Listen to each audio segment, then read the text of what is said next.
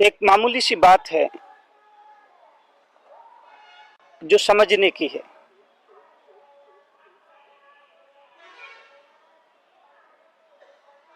और बात सिर्फ इतनी सी है कि जिंदगी की सारी गड़बड़ियां आंख से शुरू होती हैं।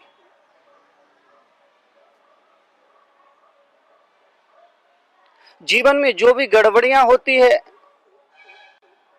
जो भी बुराइयां आती हैं, जो भी पतन होता है, वो आंख की वजह से होता है।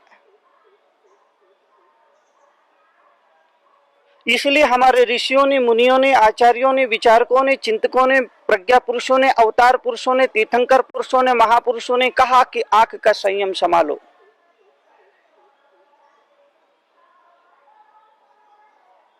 जो अपनी आंखों को संभाल लेता है, जो आंख के संयम को धार लेता है, वो पतित नहीं होता है, वो गिरता नहीं है, वो पड़ता नहीं है, वो गलत रास्ते पर से गुजरता नहीं है।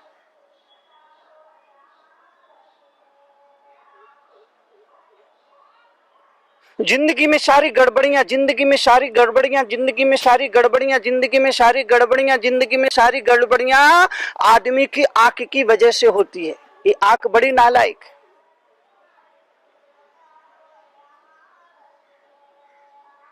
आदमी की आंख, आदमी की आंख, आदमी की आंख, आदमी की आंख बड़ी नालायक है।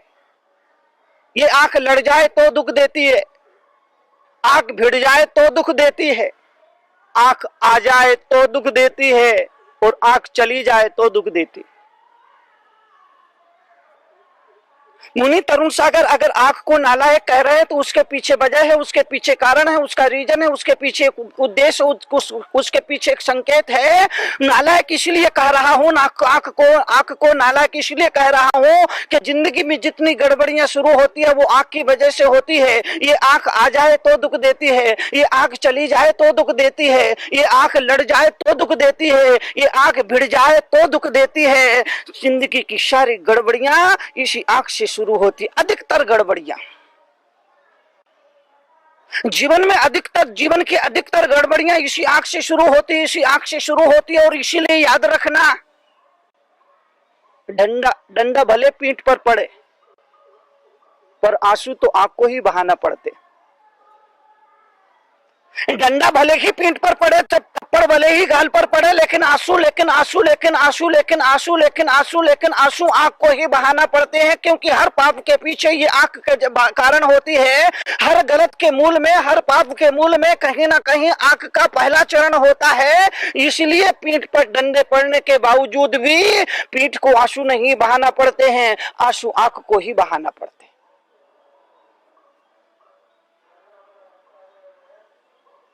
आंख को ही बहाना पड़ेंगे। आंख जीवन के लिए मार्मिक है। हमारे आचार्यों ने कहा, हमारे ऋषियों ने कहा है कि पाप का प्रारंभ आंख से होता है, तो भक्ति का प्रारंभ भी आंख से ही होता है। पाप का प्रारंभ आंख से होता है। यह बात सच है, 100% सच है। तो यह भी सही कहा, यह भी कहा कि जीवन में भक्ति का प्रारंभ भी आंख से ही होता है। जब आंख पाप से शुरू होता है तो पाप पतन की ओर ले जाता है। जब भक्ति आंख से शुरू होती है तो भक्ति जीवन को उत्थान की ओर ले जाती है। निर्णय हमारा, आपका अपना काम आने वाला है। इस आंख से पाप का प्रारंभ करना है या फिर इस आंख से भक्ति का प्रारंभ करना। काम पहले आंख में पैदा होता है। याद रखिए, जीवन के सच को याद रखिए, जीवन के सच को याद करके चलिए, जीवन के सच को मान करके चलिए। आंख पहले काम में पैदा होता, काम पहले आंख में पैदा होता है, फिर मन में आता है। अगर आप अपने मन को पवित्र रखना चाहते हैं तो आंखों को संभाल लो, आंख के संयम को संभाल लो। पूयात पवित्रो भगवान मनो। आचार्य शमदभट्ट ने चंद्र प्रभु भगवान की स्तुति करते हुए कहा कि हे भगवान, ऐसा आशीर्वाद दो, ऐसी अनुकंपा करो, ऐसी कृपा दृष्टि करो कि मेरा मन पवित्र हो जाए। पूयात पवित्रो भगवान मनो में, मैं आपकी भक्ति कर रहा हूँ, आपका स्तुति कर रहा हूँ, आपकी पूजा कर रहा हूँ, आपकी अर्चना कर रहा हूँ, तो सिर्फ आपसे यही चाहता हूँ, मेरा मन पवित्र हो जाए, मेरा जीवन पवित्र हो जाए, मेरा चित्त पवित्र हो जाए। भगवान की भक्ति का फल चित्त की पवित्रता है, मन की शुद्धि है। एक जंगल था, जंगल में पेड़ था, पेड़ पर कौवा था। एक जंगल में पेड़, पेड़ पर एक कौवा। शाम का वक्त था, अंधेरा घिर चला था। एक हंस हंसनी का जोड़ा उड़ता हुआ आया और कौवे से बोला, अंधेरा हो चला है, हम रात में इस पेड़ पर विश्राम करना चाहते हैं। कौवे ने कहा, करो। और वो हंस हंसनी उसी पेड़ पर रात्रि विश्राम के लिए ठहर गए। कौवे की आंख बुरी होती, कौवे की आंख बड़ी चंचल होती, कौवे की नजर बुरी हो गई। और याद रखना, जो आंख से पाप करते हैं वो मर करके अगले जन्म में कौवा होते। याद करना, याद करना, याद करना, जो आंख से पाप करते हैं, जो अपनी नजर को बिगाड़ लिया करते हैं, जो बुरी नजर को लेकर के जीते हैं, जो बुरी नजर रखते हैं, जो आंख से पाप करते हैं, जो आंख से पाप करते हैं, वो अगले जन्म में मर करके कौवा होते हैं। अब जिन्हें कौवा होना है वो अपनी नजर को बिगाड़े, वो अपनी आंख को बिगाड़े, वो आते जाते उठते बैठते सारे दिन आंख से पाप करे। और इस योनि में जाने से बचना है तो आंख का संयम रखो, अपनी आंखों को संभाल के रखो, आंखों में सम्यक दृष्टि पैदा करो, आंखों में हंस दृष्टि पैदा करो, आंखों से सिर्फ भगवान की भक्ति करो, संतों के दर्शन करो, सत्य के दर्शन करो। कौवे की नजर बुरी होती है, कौवे की आंख बुरी होती है। याद रखना, याद रखना, याद रखना, याद रखना, जो आंख से पाप करता है वो कौवा होता है, अगले जन्म में कौवा बनता है। कौवे की नजर बिगड़ गई, कौवे की नजर, बुरी नजर में वो हंसनी आ गई और उसने तय किया कि वो हंसनी को अपना बनाएगा। सुबह हुआ, हंस हंसनी का जोड़ा जाने लगा तो कौवे ने हंसनी का हाथ पकड़ लिया। हंसनी ने कहा, आप ये क्या कर रहे हो? कौवा बोला, हंसनी आज से मेरी हुई। हंस और कौवे दोनों में झगड़ा हुआ, केस अदालत में चला। कौवा बड़ा चालाक था, कौवे ने न्यायाधीश के पास जाकर के उसको रिश्वत पकड़ा दी और कहा कि अगर तुमने कल मेरे पक्ष में फैसला दिया तो मैं तुम्हारे मृत माता पिताओं को दिखाऊंगा, उनसे मिलवाऊंगा। वैष्णव धर्म में कौवा को पितृदूत कहा है और इसलिए उसमें ऐसी क्षमता होती है, वो मृत माता पिताओं से मिलवा सकता है, ऐसा वैष्णव धर्म में कहा है। जैन धर्म में ऐसी कोई मान्यता नहीं है। कौवा ने कहा, न्यायाधीश से कहा, जज से कहा, मजिस्ट्रेट से कहा कि कल अगर तुमने मेरे पक्ष में फैसला दिया तो मैं तुम्हें मृत माता पिताओं से मिलवाऊंगा। रिश्वत देकर के न्यायाधीश को खरीद लिया, लालच देकर के न्यायाधीश को खरीद लिया। न्यायाधीश ललचा गया और अगले दिन उसने कौवे के पक्ष में फैसला दिया और कहा, ये हंसनी हंस की नहीं है, कौवे की है। हंस बेचारा बड़ा दुखी हुआ, गलत निर्णय दिया, गलत निर्णय दिया, गलत निर्णय दिया। कौवे के पक्ष में ललचा करके, लालच में आकर के, लोभ में आकर के, रिश्वत लेकर के कौवे के पक्ष में फैसला दे दिया। हंस बड़ा दुखी हुआ, दुखी तो होना ही था, दुखी तो होना ही था। अगले दिन न्यायाधीश ने कौवे से कहा कि मैंने तुम्हारी इच्छा के अनुसार काम कर दिया है, अब तुम मेरी इच्छा पूरी करो, तुम मेरे माता पिता से मुझे मिलाओ, तुम मुझे मेरे माता पिता को दिखाओ। कौवा उस न्यायाधीश को एक कचरे के ढेर पर ले गया। कौवा उस न्यायाधीश को एक कचरे के ढेर पर ले गया, वहां कुछ कीड़े पड़े हुए थे। एक कीड़े की तरफ इशारा करके कौवे ने कहा कि ये रहा तुम्हारा पिता। हाँ। न्यायाधीश ने कहा कि मेरे पिता कीड़े क्यों बने? कौवे ने कहा, जिसका बेटा न्याय के आसन पर बैठ करके लोभ में आकर के झूठा न्याय देगा, उसका पुत्र, उसका बाप कौवा नहीं बनेगा तो और क्या बनेगा? जब न्यायाधीश ने जानना चाहा कि मेरा पिता कौवा क्यों बना, कीड़ा क्यों बना, तो उसने कहा, कौवे ने कहा कि जिसका पुत्र न्याय के आसन पर बैठ करके लोभ में आकर के, लालच में आकर के झूठा न्याय देगा, उसका पिता कौवा नहीं बनेगा तो और क्या बनेगा? रिश्वत लेने वालों, रिश्वत खोरों, रिश्वत लेके काम चलाने वालों, रिश्वत लेकर के गलत निर्णय देने वालों, रिश्वत लेकर न्याय के साथ अन्याय करने वालों, खबरदार। मुनि तरुण सागर खबरदार कर रहे हैं। जो रिश्वत लेकर के काम करते हैं, न्याय अन्याय का विवेक नहीं रखते हैं, गलत पक्ष देते हैं, झूठा पक्ष देते हैं, झूठा निर्णय देते हैं, न्याय के आसन पर बैठ करके, न्याय के आसन पर बैठ करके, न्याय के सिंहासन पर बैठ करके रिश्वत लेकर के, लालच में आकर के, लोभ में आकर के झूठा निर्णय देते हैं, गलत निर्णय देते हैं, न्याय नहीं करते हैं, न्याय के साथ अन्याय कर दिया करते हैं। मुनि तरुण सागर ऐसे लोगों को खबरदार करना चाहते हैं कि ऐसे लोग मर करके सिर्फ खुद ही कीड़े नहीं बनते हैं, बल्कि अपनी औलाद को भी कीड़ा बनने के लिए विवश कर देते हैं, मजबूर कर दिया करते हैं। कौवे ने कहा कि जज साहब, आपका बाप ही कीड़ा बना हो ऐसा नहीं है, आप भी मर करके कीड़े ही बनने वाले। आपका बाप ही कीड़ा बना हो ऐसी कोई बात नहीं है। सच यह भी है कि आप भी मरने के बाद कीड़े ही बनने वाले हैं। जैसा बीज बोओगे वैसे ही तो फसल काटते हो। यह प्रकृति का अपना नियम है, शाश्वत नियम है कि आज जैसा बीज बोओगे कल वैसे ही फसल काटना पड़ेगी, कल वैसे ही फसल काटना पड़ेगी। इसलिए फसल काटते वक्त आंसू बहाने से बेहतर होगा कि बीज बोते ही समय विवेक रख लेना कि क्या बीज बोया जा रहा है, कैसा बीज बोया जा रहा है। अच्छा बीज बोओगे, अच्छी फसल काटने के समय आएगा। आंख का संयम संभालना जरूरी है।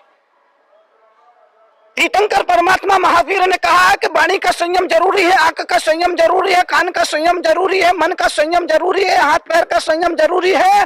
जीवन में संयम ना हो तो जीवन नरक है, जीवन व्यर्थ है, जीवन बेकार है, जीवन का पतन है। जीवन में सिवाय अधोगति के और कुछ मिल नहीं सकता है। इसलिए आंख बड़ी नालायक है। सारी गड़बड़ियां इसी आंख से शुरू होती है। आंख लड़ जाए तो दुख देती है, आंख बिड़ जाए तो दुख देती है, आंख आ जाए तो दुख देती है, आंख चली जाए तो दुख देती है।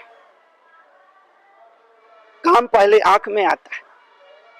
कामना और वासना जिसको कहते हैं, काम जिसको कहा जाता है, वो पहले आंख में आता है, बाद में मन में आता है। अगर आप चाहते हैं कि आपका मन पवित्र बना रहे तो इसलिए आपको चाहिए कि आप अपनी आंख को संभाल लें।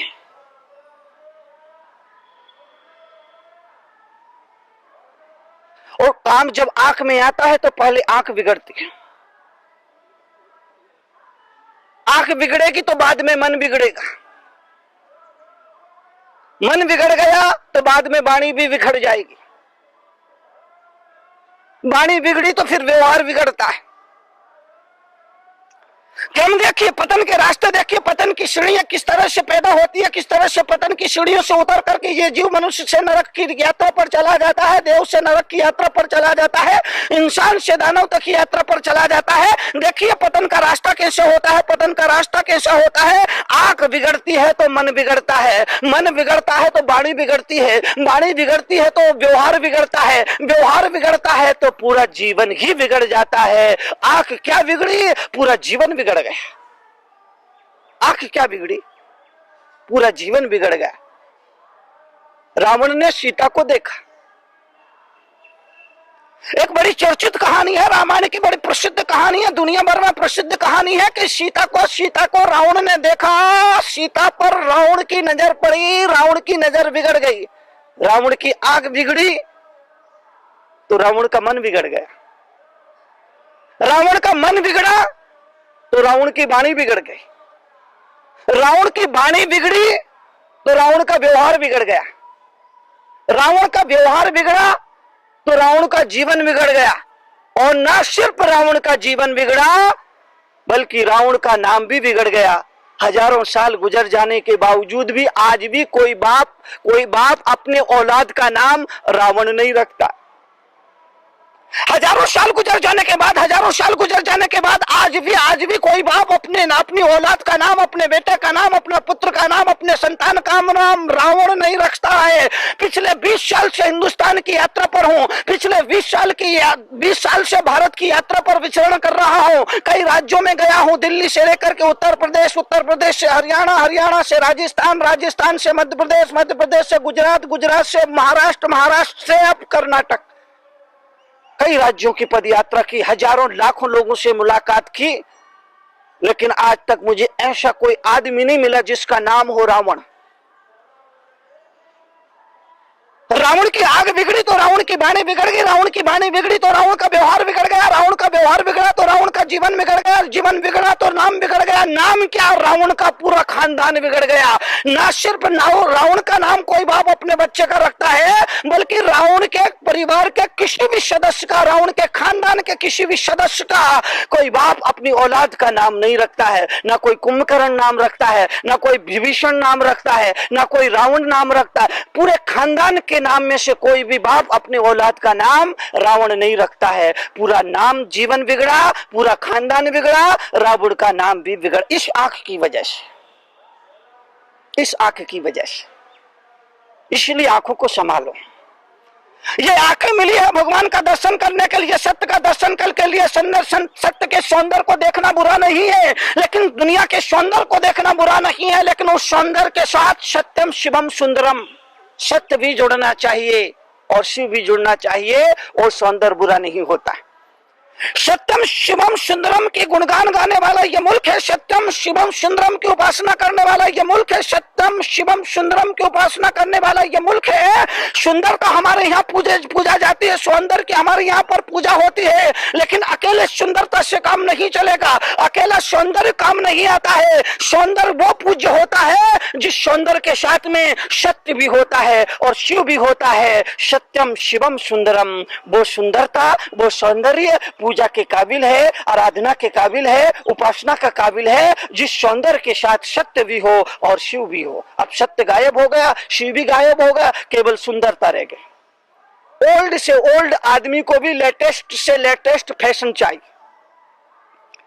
आज का जमाना कुछ इस तरह से बन गया है कि ओल्ड से ओल्ड आदमी को भी लेटेस्ट से लेटेस्ट जमाना आ गया है कि ओल्ड से ओल्ड आदमी को भी लेटेस्ट से लेटेस्ट फैशन चाहिए। दो ही बुराइयां मनुष्य जाति में है, एक बुराई भाई लोगों में है, एक बुराई माताएं बहनों में है।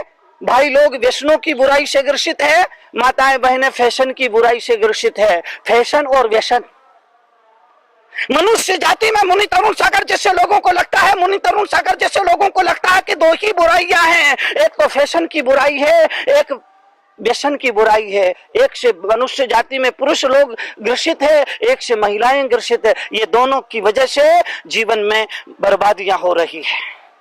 रावण का नाम कोई नहीं रखता है। मनुष्यों में एक रावण है जिसके नाम पर कोई अपने बेटे का नाम नहीं रखता है, और जानवरों में कुत्ता है। हाथी के नाम पर अपने बेटे का नाम हाथी सिंह रखा जाएगा, शेर के नाम पर शेर सिंह भी रख लिया जाएगा, गजराज सिंह भी हो जाएगा, अश्वसेन घोड़े के नाम पर भी किसी का नाम मिल जाएगा, गंधर्वसेन गधे के नाम पर भी किसी का नाम मिल जाएगा, लेकिन किसी बाप ने अपने बेटे का नाम कुत्ता चंद नहीं रखा होगा। आज तक मुझे ऐसा कोई नाम सुनने में पढ़ने में नहीं आया किसी बाप ने अपने बेटे का नाम कुत्ता चंद रखा हो या अपनी बेटी का नाम कुतिया कुमारी रखा हो। दो ही है इंसानों में रावण है जिसके नाम पर कोई अपना बाप कोई अपने बेटे का नाम नहीं रखता है। जानवरों में सिर्फ एक कुत्ता ऐसा प्राणी है जिसका पर अपना कोई भी बाप अपना बेटे का अपनी बेटी का नाम नहीं रखता है। किसी भी बाप ने आज तक अपने बेटे का नाम कुत्ता चंद नहीं रखा। किसी बाप ने अपनी बेटी का नाम, किसी माँ ने अपनी बेटी का नाम आज तक कुतिया कुमारी नहीं रखा।